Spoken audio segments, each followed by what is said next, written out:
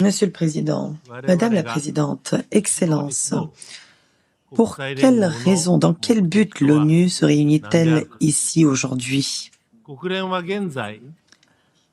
L'ONU s'acquitte-t-elle aujourd'hui de son rôle comme on le souhaite? Il y a 80 ans, l'ONU a été créée pour être au cœur de l'ordre international, d'un nouvel ordre international reposant sur la sécurité de tous. La Première Guerre mondiale était la première guerre totale dans l'histoire de l'humanité. La Ligue des Nations a été créée pour qu'une telle guerre ne se reproduise plus. Mais cela n'a pas empêché le déclenchement de la Seconde Guerre mondiale. Face à cet échec, c'est l'ONU qui a été créée. Elle a été créée par les nations victorieuses à la suite de la Seconde Guerre mondiale, avec pour objectif d'assurer la protection de la paix et de la sécurité internationale. Mais 80 ans plus tard, aujourd'hui, nous devons nous demander si l'ONU telle qu'elle existe aujourd'hui s'acquitte véritablement du rôle qui lui avait été initialement attribué. Ces fonctions sont-elles utilisées comme elles le devraient pleinement? Madame la Présidente, la paix et la sécurité ne sont jamais acquises. La paix et la sécurité ne peuvent être obtenues que si nous déployons des efforts constants et dynamiques.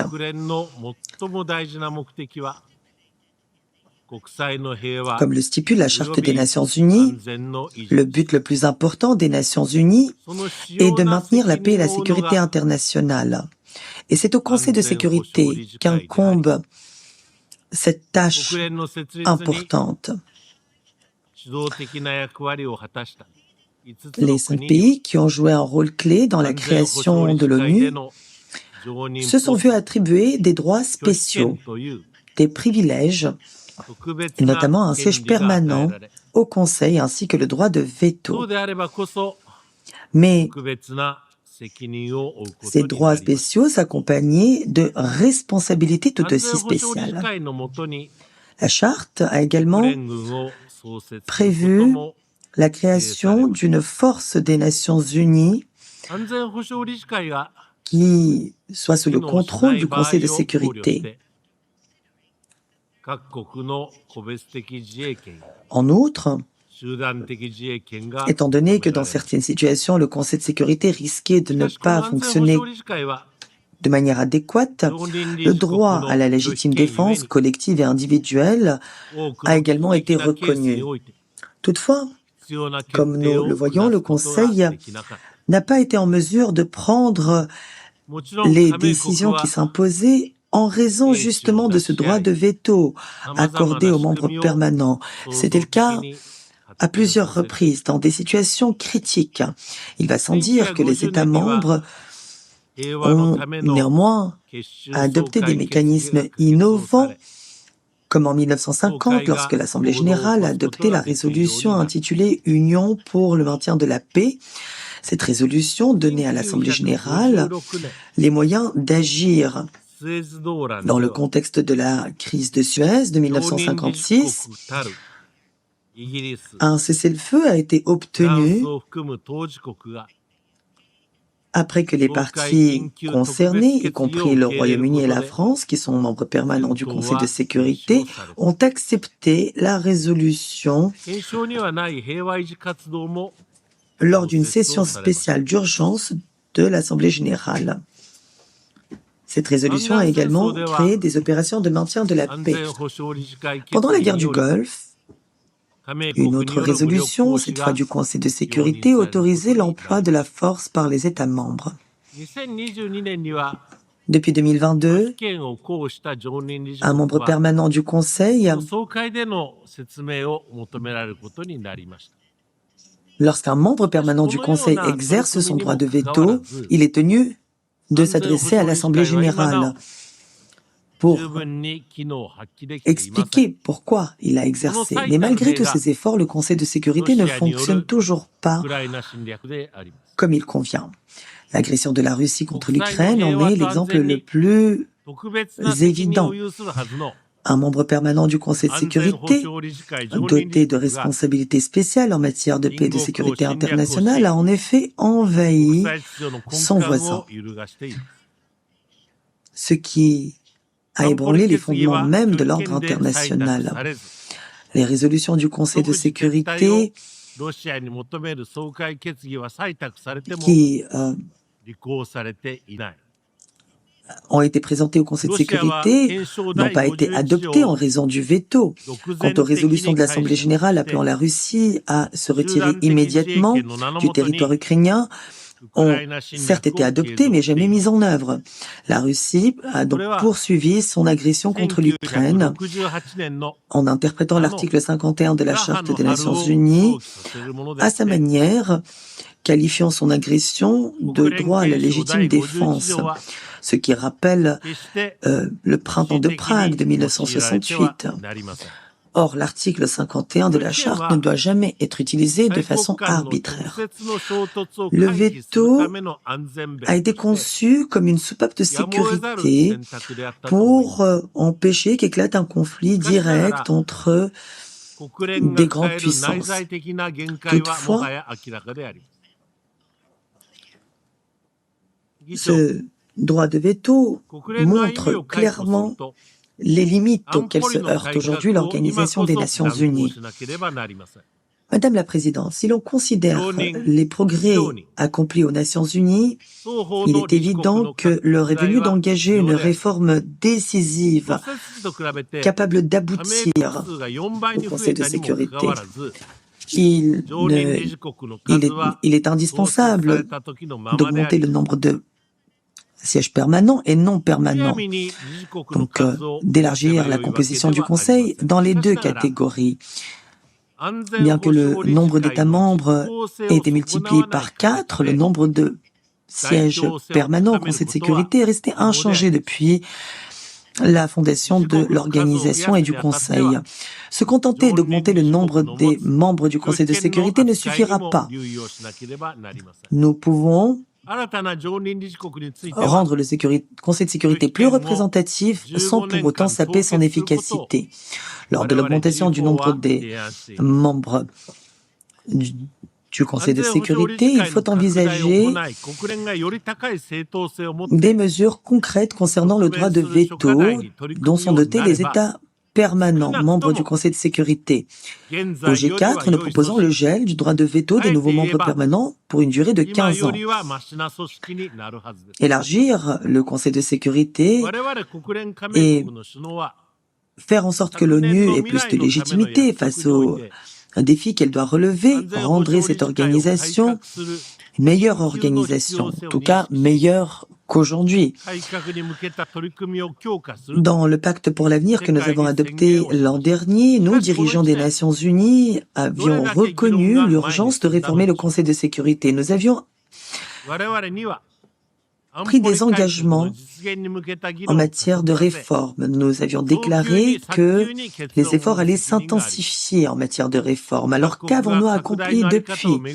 Nous avons la responsabilité d'accélérer le débat et de parvenir à une conclusion sur la réforme du Conseil de sécurité, et ce le plus tôt possible. On ne peut pas se permettre de tergiverser sur la manière d'élargir la composition du Conseil de sécurité. Il ne faut pas oublier que des vies innocentes sont aujourd'hui perdues tous les jours, au moment même où je prononce ce discours. Nous devons donc tout mettre en œuvre pour mettre sur pied un système de gouvernance mondiale responsable et mettre en œuvre de manière décisive cette réforme du Conseil de sécurité. Nous demandons instamment à la communauté internationale d'agir. Madame la Présidente, à la fin de la guerre froide, nous avions l'espoir de réaliser la paix dans le monde entier, mais cet espoir a été de courte durée. En effet, les conflits ethniques se sont intensifiés, comme l'a incarné la dissolution de l'ex-Yougoslavie. Des attentats ont frappé cette ville, New York. Lors de la création des Nations Unies en 1948, la situation que nous traversons aujourd'hui était inimaginable, qu'un acteur non étatique détienne le même pouvoir de nuisance qu'un État était inimaginable. Aujourd'hui, les sources de conflit que sont le territoire, l'appartenance ethnique, la religion et les disparités économiques sont de plus en plus alarmants. Ils ne sont pas appelés à disparaître. Bien au contraire, ces problèmes s'aggravent à l'échelle internationale, dans un monde de plus en plus multipolaire. Alors, quel rôle doit-on attribuer aux Nations Unies dans un environnement aussi complexe? Pour ce qui est de la situation concernant la Palestine, comme nous le savons, elle atteint des proportions alarmantes et très graves qui menacent de mettre à mal la solution à deux États, alors que la communauté internationale y aspire depuis longtemps. D'ailleurs, le Japon a toujours été favorable à cette solution. L'expansion récente des opérations et offensives terrestres israéliennes à Gaza City ne fait qu'aggraver une situation et une crise humanitaire déjà extrêmement précaire. La famine a en effet été déclarée à Gaza. Le Japon condamne ces agissements inacceptables. Nous le condamnons vigoureusement et nous appelons à la cessation immédiate des hostilités. Je suis indigné par les déclarations prononcées par plusieurs responsables du gouvernement israélien qui semblent rejeter catégoriquement la notion même d'un État palestinien. Nous ne pouvons pas fermer les yeux sur la souffrance infligée à la population à Gaza aujourd'hui. C'est pourquoi le Japon a toujours apporté de l'aide, notamment de l'aide humanitaire, à cette population, à travers notamment des traitements médicaux que nous offrons aux blessés. Nous continuerons d'ailleurs de déployer tous les efforts possibles et imaginables pour venir en aide aux Gazaouis. Autrefois, les Juifs et les Arabes vivaient en paix. C'était le cas pendant des siècles. L'attaque terroriste perpétrée par le Hamas et la destruction qui s'en est suivie à Gaza nous attristent aujourd'hui, car depuis les accords d'Oslo, la communauté internationale avait beaucoup avancé sur la voie de la coexistence des deux États. C'est pourquoi aujourd'hui, nous ne devons pas laisser ces efforts disparaître. La question pour nous n'est pas de savoir s'il faut reconnaître un État palestinien, mais quand. Les actions unilatérales du gouvernement israélien sont inacceptables, comme elles l'ont toujours été. Je dois l'affirmer clairement aujourd'hui, si d'autres mesures sont adoptées pour faire obstacle à la mise en œuvre de la solution à deux États, le Japon sera contraint de prendre des mesures en représailles.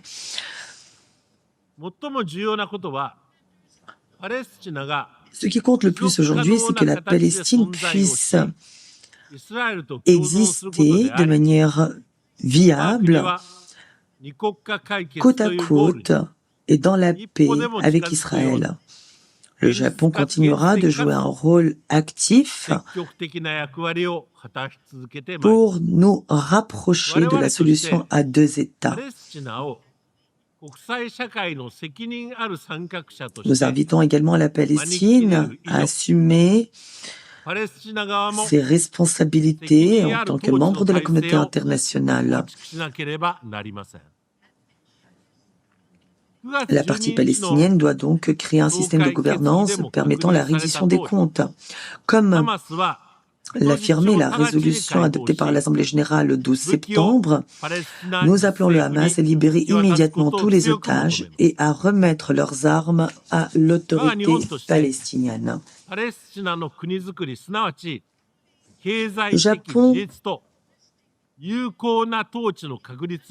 est conscient.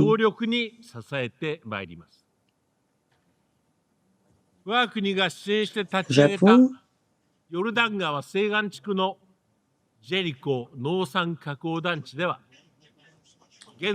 Japon appuiera fermement les initiatives favorisant l'indépendance économique et la gouvernance palestinienne. Nous avons par exemple aidé à la mise en place d'un parc agro-industriel en Cisjordanie, où 17 entreprises palestiniennes emploient actuellement plus de 300 personnes embauchées localement en vue d'exporter des produits à forte valeur ajoutée, des compléments alimentaires et des produits médicaux produits à partir d'olives. Nous le savons, un État ne peut fonctionner sans fonctionnaires compétents et responsables. C'est la raison pour laquelle le Japon dispense des formations à plus de 7000 Palestiniens afin de développer leurs compétences.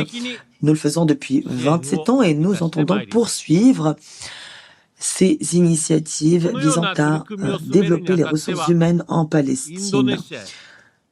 Nous entendons également coopérer avec nos collègues d'autres pays d'Asie du Sud-Est, notamment des pays musulmans comme l'Indonésie ou la Malaisie.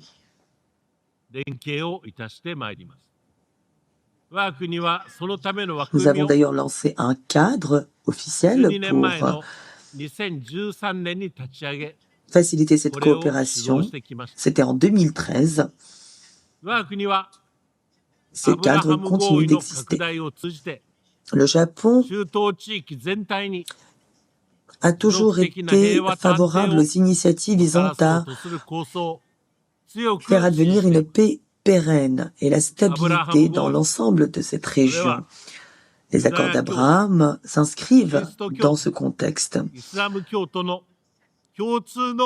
Ces accords portent le nom d'un ancêtre spirituel commun pour les Juifs, les chrétiens et les musulmans.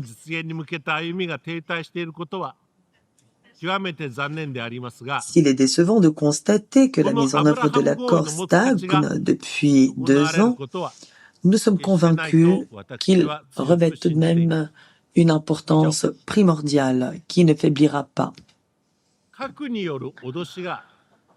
Madame la Présidente, aujourd'hui, un membre permanent du Conseil de sécurité menace de mener une attaque nucléaire. Ce qui me préoccupe, c'est que aujourd'hui, l'on risque de se retrouver dans une situation marquée par de nouvelles incertitudes, ce qui risque de saper l'efficacité de la dissuasion nucléaire. Le seuil semble être abaissé. C'est pourquoi nous devons régler ce problème et le faire de manière décisive. Le Japon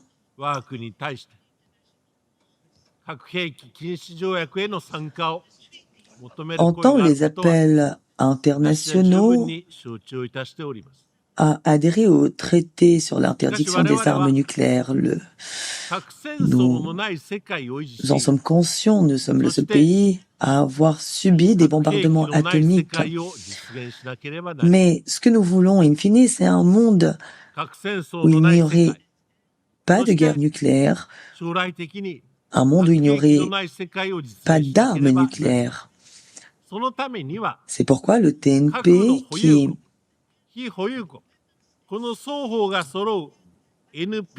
est composé à la fois d'États dotés de l'arme nucléaire et d'États ne disposant pas de ces armes, est le cadre le plus efficace et le plus réaliste.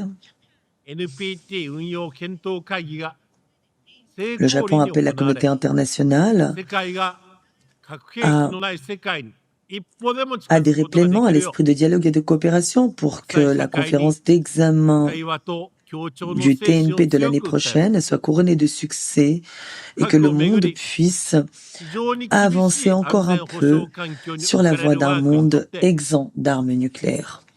Le Japon, quant à lui, se trouve dans une situation très difficile sur le plan sécuritaire du fait de l'existence des armes nucléaires. La dissuasion nucléaire que nous apportent les États-Unis demeure donc indispensable pour protéger la vie de nos citoyens. Nous n'avons pas les moyens d'adopter une position rejetant cette théorie de la dissuasion.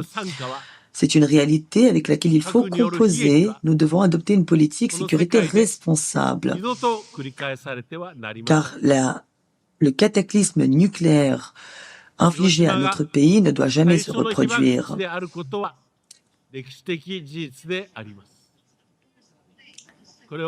C'est un fait historique. Hiroshima est la première ville à avoir subi des bombardements atomiques.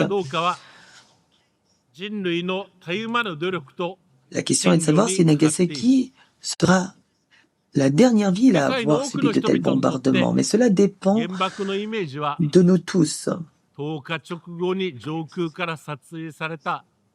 Nombreux sont ceux dans le monde qui associent les bombardements nucléaires à l'image du champignon du nuage, ressemblant à un champignon que nous avons vu sur la photo qui a circulé dans le monde entier. Mais ce qui s'est passé à Hiroshima et Nagasaki il y a 80 ans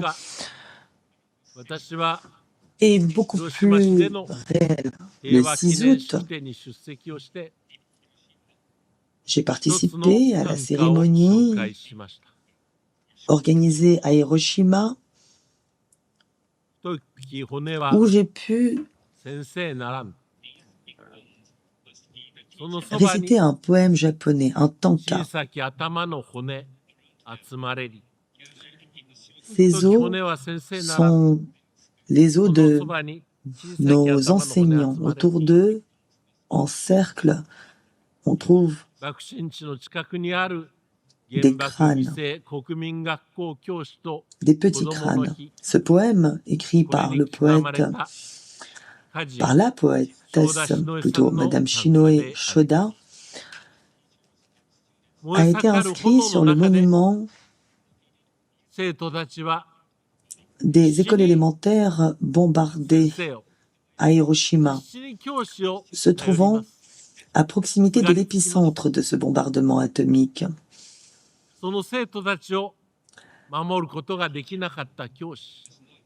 Lorsque le bombardement a eu lieu, les étudiants comptaient sur leurs enseignants pour les sauver.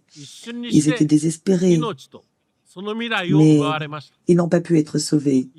Ce poème évoque donc la douleur et le deuil. En un instant,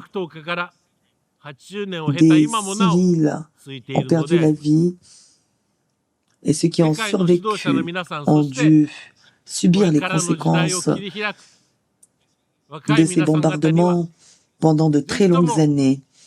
Ces souffrances se poursuivent encore aujourd'hui, 80 ans plus tard. J'espère que les jeunes dirigeants et les jeunes appelés à construire le monde de demain se rendront à Hiroshima et à Nagasaki pour mieux comprendre la réalité de ces bombardements nucléaires.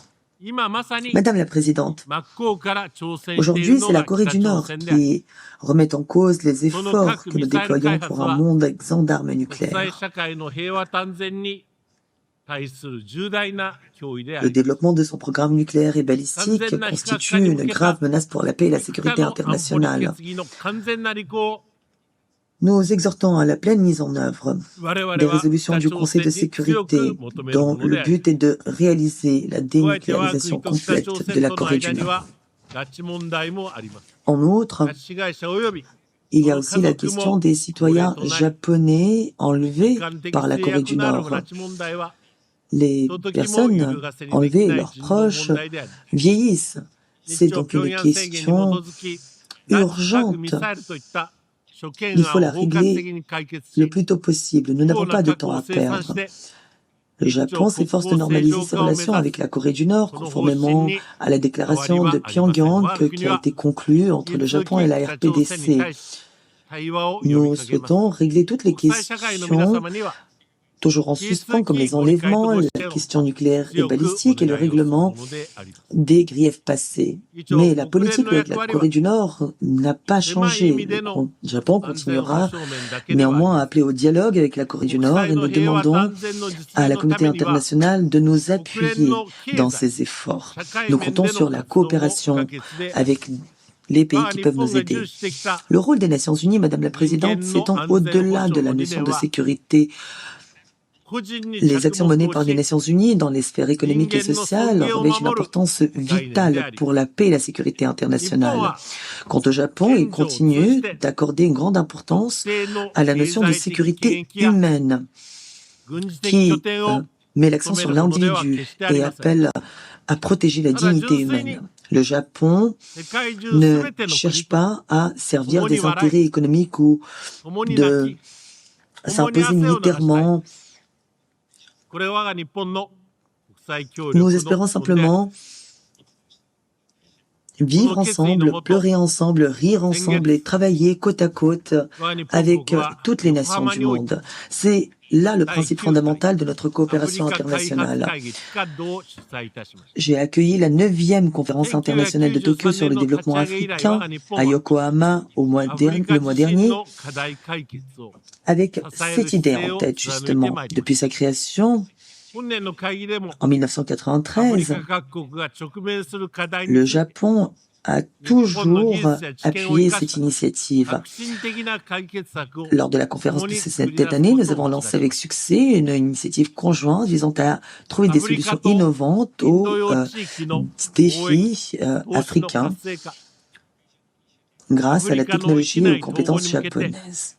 Nous avons également lancé l'initiative régionale économique de l'océan Indien et de l'Afrique afin de favoriser les échanges et encourager l'investissement entre l'Afrique et la région de l'océan Indien et pour promouvoir aussi l'intégration régionale africaine.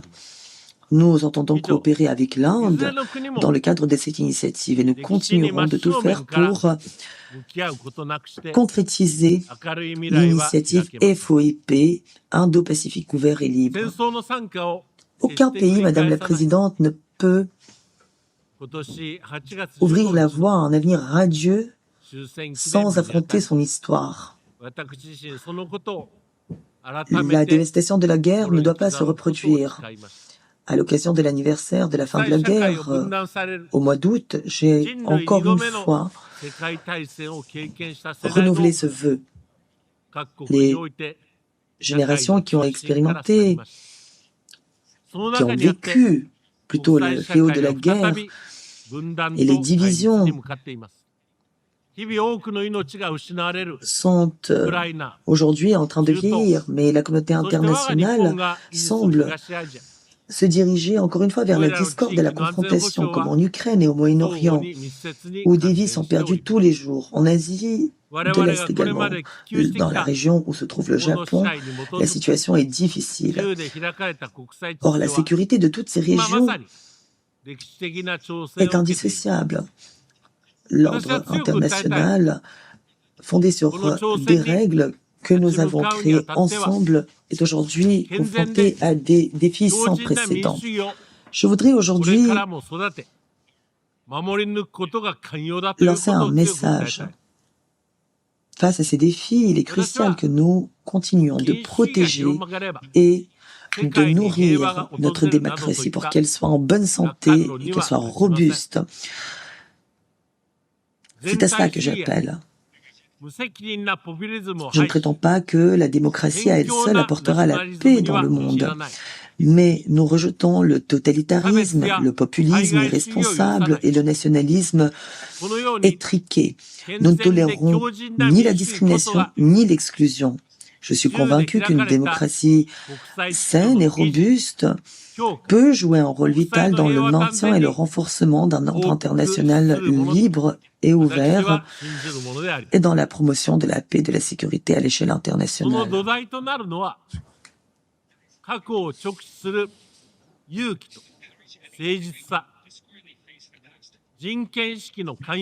Il faut faire preuve de courage et d'intégrité pour affronter le passé.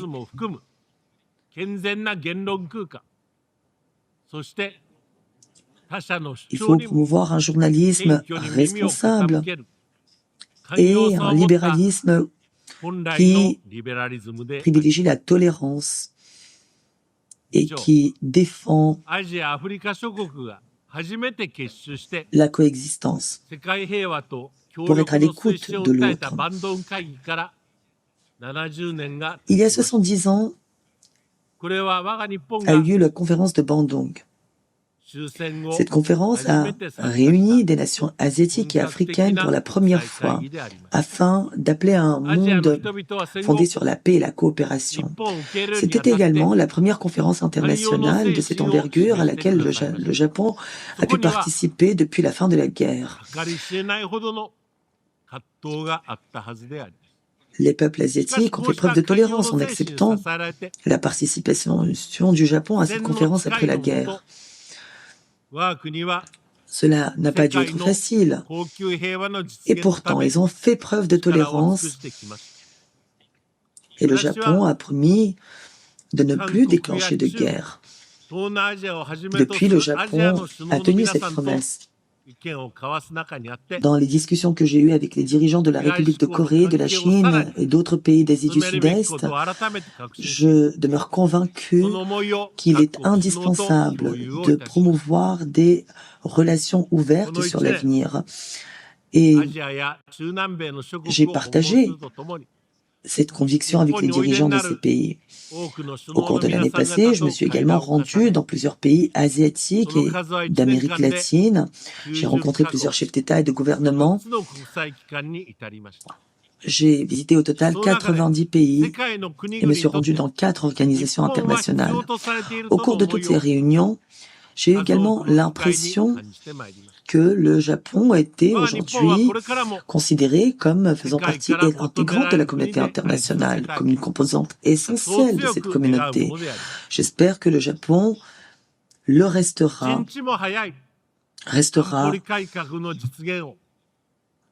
un membre à part entière de la communauté internationale. C'est ce que je souhaite du fond du cœur.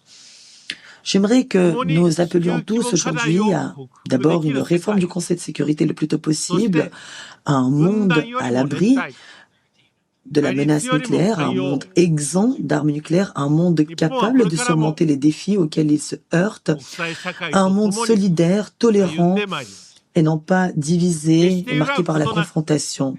Le Japon entend continuer d'avancer aux côtés de la communauté internationale. Notre détermination reste inébranlable et c'est avec cette détermination que je souhaite conclure ma déclaration ce soir. Merci de votre attention.